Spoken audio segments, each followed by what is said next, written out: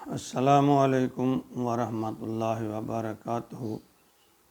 پیارے سامعین و ناظرین، میں غلام مصطفیٰ اللہ اور اللہ کے رسول کے پیغام کے ساتھ پیام اسلام چینل سے آپ کی خدمت میں حاضر۔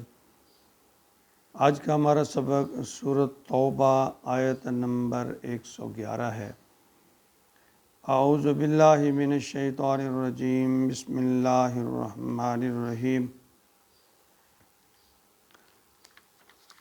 ان اللہ اشتری من المؤمنین انفسهم واموالهم بان لهم الجنہ یقاتلون فی سبیل اللہ فیقتلون ویقتلون وعدا علیہ حقا فی التوراۃ والانجیل والقرآن ومن اوفی بعہدہ من اللہ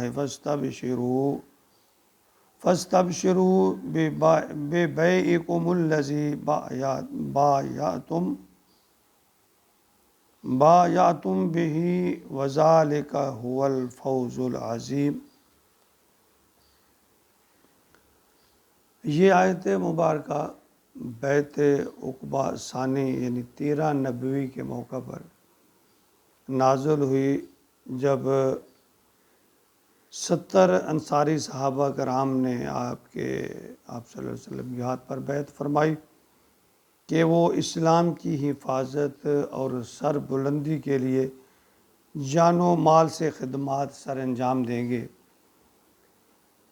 مومنین کے اس جذبہ جہاد کی قدردانی کرتے ہوئے اللہ رب العالمین نے ان مومنین کو خوشخبری دی کہ تمہارے اس عہد کے عوض اللہ تمہارے ساتھ جنت کا وعدہ کرتا ہے۔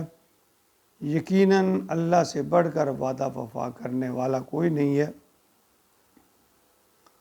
فرمایا ان اللہ اشتری، بے شک اللہ نے خرید لی ہے، سودا کر لیا ہے، من المؤمنین، مومنین سے، انفسہم و اموالہم بان لہم الجنہ، ان کے نفس کے یعنی جانوں کے بدلے میں، ان کے مالوں کے بدلے میں جنت، یعنی ان کے مال اور جان کے بدلہ میں اللہ نے جنت دینے کا وعدہ فرمایا ہے۔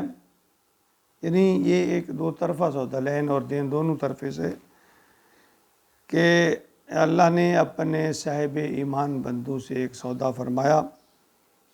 آگے فرمایا یقاتلون فی سبیل اللہ، تھوڑی سی وضاحت فرمائی کہ وہ کون لوگ ہیں، وہ کون مومنین ہیں۔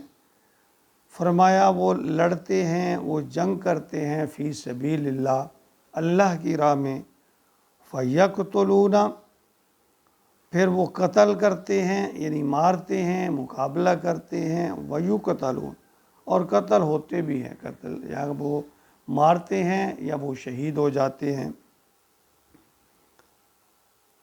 یعنی دیکھیں جو ابتدائی طور پر جو غزوات ہوئیں، ان میں غزوہ بدر میں مسلمانوں نے مشرکین کے 70 سرکردہ جو کفار تھے ان کو واصل جہنم کیا، اور اسی طرح جب احد کا موقع آیا تو 70 صحابہ کرام جو ہیں وہ شہید ہو گئے۔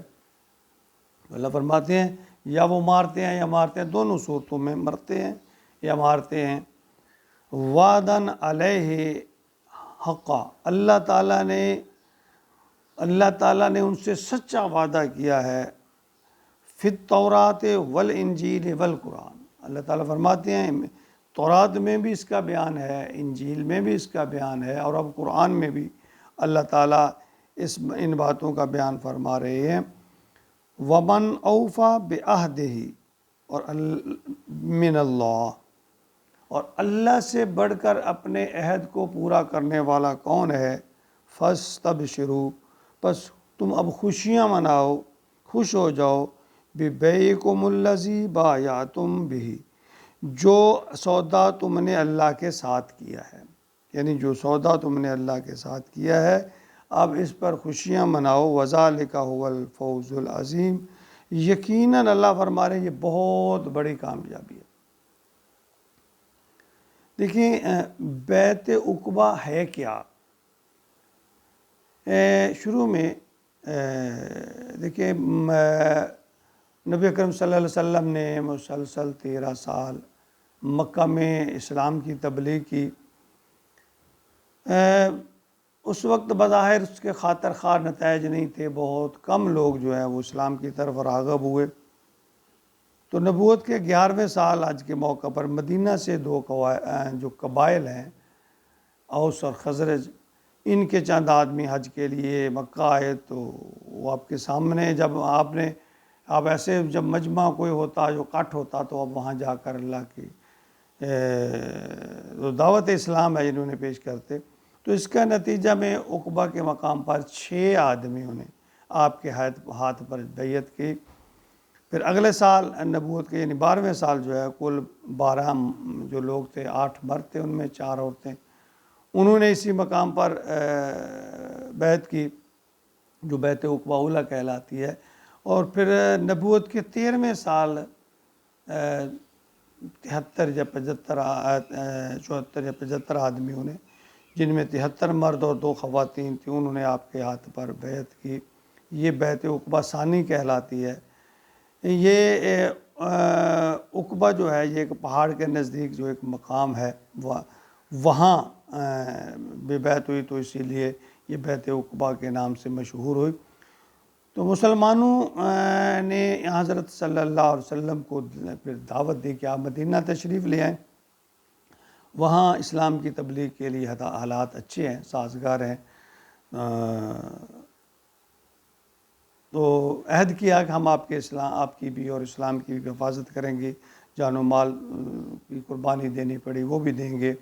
تو اس موقع پر آپ کے چچا عباس بن عبد المطلب جو ابھی تک مسلمان نہیں ہوئے تھے، انہوں نے مدینہ والوں سے کہا کہ اگر تم مرتے دم تک ان کا ساتھ دے سکو تو بہتر ہے، ورنہ ابھی سے کنارہ کش ہو جاؤ۔ انہیں پتہ تھا کہ حالات سخت ہیں، مشکل ہیں، اس رستے میں کافی مشکلات ہیں۔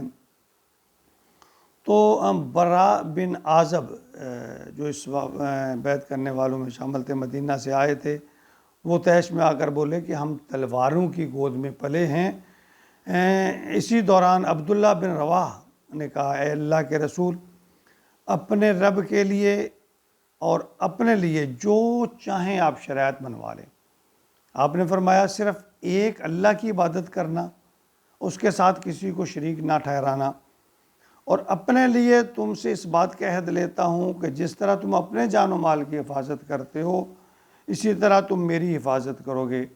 تو عبداللہ بن رواح نے پوچھا تو پھر ہمیں کیا ملے گا اس کے بدلے میں؟ تو آپ نے فرمایا جنت۔ تو یہ سنتے ہی ان لوگوں نے بیک زبان بڑی خوشی سے کہنے لگے، واللہ اس سودے میں تو بہت نفع ہے، بہت منافع ہے۔ ہاں، یعنی کہنے لگے ہم بھی نفع میں رہیں گے۔